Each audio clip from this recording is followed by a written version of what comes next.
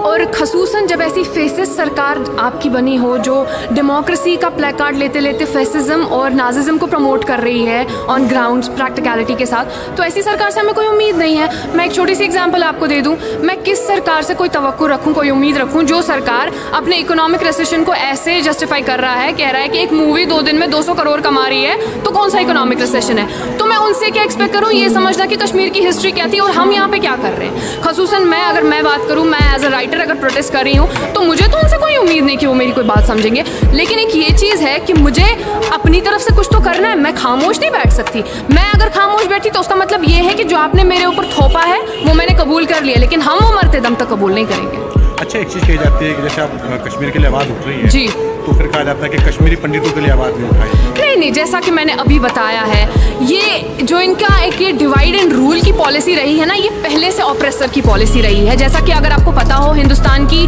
History भी उठाकर हम देखें, हिंदुस्तान का फ्रीडम स्ट्रगल भी हम उठाकर देखें, उस टाइम पे जो ऑप्रेसर था उनकी भी ये पॉलिसी रही डिवाइड एंड रूल, और वो सक्सेसफुल रहे और हिंदुस्तान को बहुत सफ़र करना पड़ा उसकी वजह से।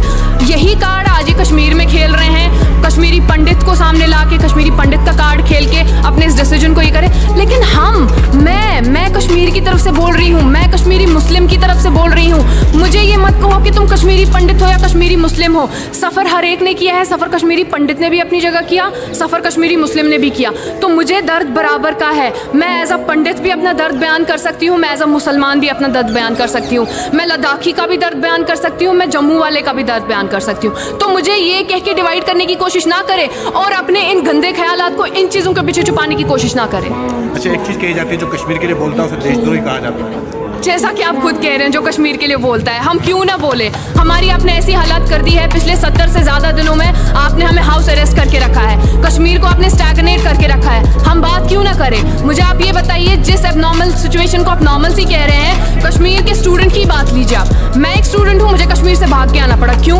क्योंकि मुझे आगे कोई फ्यूचर ही अभी नज़र नहीं आ रहा था वहाँ पे। आपने कश्मीर को 70 साल पीछे धकेल दिया है, तो हम क्यों ना बात करें, हम क्यों ना आवाज़ उठाएं अपनी।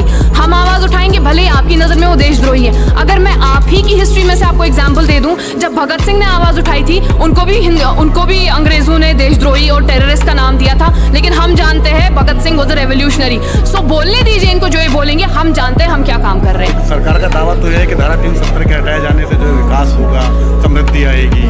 देखिए, ये वैसी बात फिर हो रही है कि इनको अपने जो इन्हें कारनामे अंजाम दिए हैं, जो इन्हें ब्लंडर्स किए हैं, उनको जस्टिफाई करने के लिए इनको कुछ ना कुछ तो करना है। और जैसा कि इनने मीडिया हाउसेस पे भी इतनी पाबंदियां लगा रखी है, जैसा हम देख सकते हैं कि मीडिया भी ओपनली आवाज़ नहीं निकाल पा रहा है अपनी। क्यों? क्योंकि उनको उन पे भी अभी हमारा जो सरकार है, सरकार का एक वो नाजी एरा मुझे लग रहा है हमारे सामने आया हुआ है, बिल्कुल वैसा ही हिटलर राज चल रहा है हमारा। तो उस वजह से कि जो असल बात है वो सामने नहीं आ रही है। आप डेवलपमेंट वगैरह का बोल रहे हैं, अभी आज़ाद साहब ने भी कहा कश्मीर खुद अपनी GDP संभाल सकता है। भैया, आप अभी अपनी इकोनॉमी पे ध्यान दीजिए, आप बाद में कश्मीर की डेवलपमेंट की बात कीजिए। जैसे अब सर्दी शुरू हो जाएगी जी, पूरे पाबंदियां लगभग 3 महीने हो गए जी, और अभी कोई हटने का कोई अमकान नहीं जी, तो कश्मीरी को इससे भी ज़्यादा दिक्कत होगी। कश्मीरियों को इतनी दिक्कत होगी कि क्या सरेंडर कर देंगे सरकार? कश्मीरी सरेंडर कभी नहीं करेगा, ना कश्मीरी ने पिछले 70 सालों से सरेंडर किया, ना कश्मीरी आगे कभी सरेंडर करेगा। लेकिन कश्मीरी ऐसा नहीं है कि अगर अभी कश्मीर से आवाज़, बहुत धीमी आवाज़ बाहर निकल रही है, लेकिन आवाज़ बाहर निकल रही है। मैं यहाँ पे, मैं कश्मीर की आवाज़ हूँ, मैं कश्मीर हूँ इस टाइम पे जो बोल रहा है। मेरे में जो ये गुस्सा है, ये कश्मीर के अंदर गुस्सा है। आपने मेरे से मेरी ज़मीन छीनी, आपने मुझे मेरे घर में बेघर कर दिया, और आप चाहते हैं कि मैं बिल्कुल खामोश रहूँ? नहीं। और आप मेरे आंसुओं को नहीं दिखा रहे हैं, लेकिन आप ये बता रहे हैं कि मुझे बोल रहे हैं आप स्माइल कीजिए, और ये बता रहे लोगों को मैं तो बहुत खुश हूँ, लेकिन आप मुझसे तो पूछिए कि मैं कितना खुश हूँ। तो ऐसा हो रहा है, ऐसा ऑन ग्राउंड सिचुएशन है। पिछले दिनों जम्मू कश्मीर प्रशासन ने, पुलिस प्रशासन ने विज्ञापन दिया था अखबारों में खामोशी तोड़ने के लिए जी, जो खामोशी वहाँ पे छाई हुई है।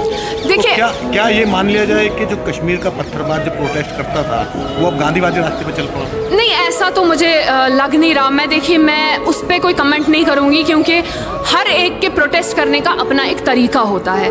मैं अपने तरीके से प्रोटेस्ट कर रही हूँ, मैं अपने कलम के ज़रिए प्रोटेस्ट कर रही हूँ, लेकिन वो इंसान जिसके घरों में घुस के CRPF वालों ने उनकी माँ बहनों के साथ गलत किया है, और इस आड़ में आके अफसपा, AFSPA, अफसपा की आड़ में आके जिस जवान को फेस करना पड़ा, वो तो उठ के, उनके हाथ में तो पत्थर ही है ना। मैं किसी भी चीज़ को जस्टिफाई नहीं कर रही, लेकिन ज़रा ध्यान हमें कहीं पे नहीं, आपने हमें बस इस हद तक लाके रख दिया है कि हम बस चुप करके ऐसे देखते रहें कि कब खुले, कब हमें अपने घरों से बाहर आने की इजाज़त मिल सके।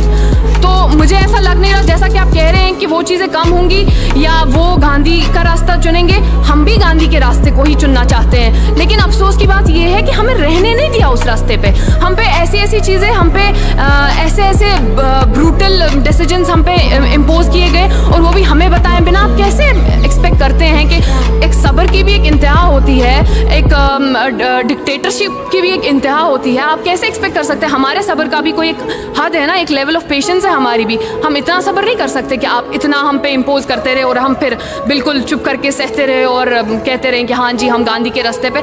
बाकी गांधी नेता थे, हम भी उनको मानते हैं, हम भी गांधीगिरी पे ही चलना चाहते हैं, लेकिन आपने हमें मजबूर किया है पत्थर उठाने पे, इस बात को समझिए। पहले गोली चली, उसके बाद पत्थर उठा। जी, आपको लगता है कि आपकी लड़ाई जो है स्टेट के खिलाफ थी, वो शक्तिशाली स्टेट के खिलाफ है, आपको उम्मीद है कि आप जीत पाएंगे, आप सफल हो पाएंगे? मैं इस टाइम पे यहाँ अपनी बात कर रही हूँ, मैं जीत चुकी हूँ।